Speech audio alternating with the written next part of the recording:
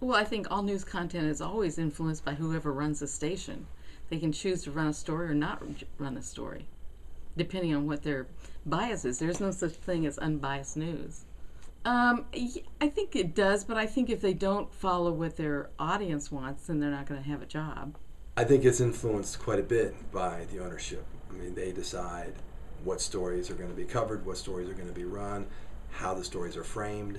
You know, we all talk about, in journalism, we all talk about objectivity, but we all know that that's really kind of not true in a lot of ways. You know, it's every aspect of the news gathering process is subjective, but we pretend and try to say it's objective, and at times we are objective. We try to be objective, but every decision we make along the way is subjective, and a lot of that comes from the top. I think the public suffers because I think journalism is about the truth. It's about getting to the truth. The public wants to know the truth. They don't care who owns the company. They don't care who owns the news organization. They want to know the truth. And sometimes when advertisers are involved, the truth sometimes gets swept under the rug because you don't want to upset the people who are paying you a lot of money. You know, so yes, I think the public suffers quite a bit. I think they're great. I find them very entertaining. I fear a little bit that people will only take that as one point of view. I don't think people will, venture out of their comfort zone. I think that I'd view it the same way I would view any other entertainment on TV. It's entertainment. It's not really news. Mm-hmm. It's just, and it's also very skewed prospectively. I think traditionally there's been a separation between them. I think maybe it's not as distant as it once was. Because let's face it, journalists get paid by advertising. Nobody just writes out a check and says, oh, because you're such a great writer, I'm going to give you this check. No, they don't do that. They do it as part of the advertising. And so I think that there needs to be a caution, but I think they should work together. I don't think that editorial needs to see itself as superior. They're taking the money. And believe me, I've never heard a journalist who didn't want a raise. How did they get a raise? By increasing advertising. So, all these people who think, they're in some other level than the advertiser, I think is wrong. Plus, if you look at advertising actually is very informative. It is news to learn about a new product, to learn how a product affects your life, to learn something that's going to help you out.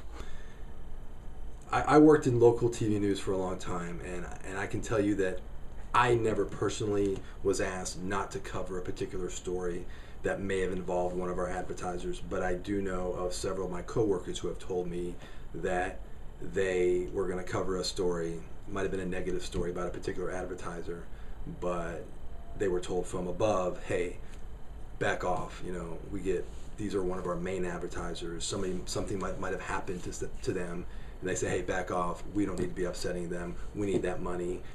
That money is used in part to pay your salary, so if you're going to upset them and piss them off and they're going to break off their advertising with us, you may not get that raise that you're promised next year, or you may not even be able to work here anymore if we can't pay you. So yes, I think it does. It's all very political. It all influences it in a lot of different ways that as journalists, we don't really care about that stuff. We just want to go out and report the truth. We don't care who our advertisers are. We know that it pays our salary, but we want to tell the truth. And if one of our major advertisers is in trouble or has done something illegal or wrong, we want to go cover it. But sometimes we're told, hey, you need to back off. One of the first publications that I worked for as a journalist was It was a small community newspaper. And the content of the small community newspaper was definitely dictated by the advertisers.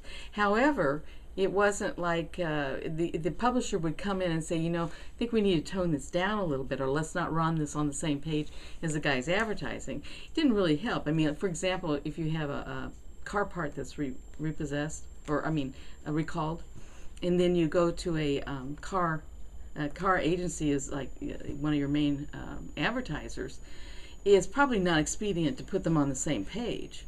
And it also may be important for you to get their point of view of that. Say, yeah, we made a mistake, but we're recalling it.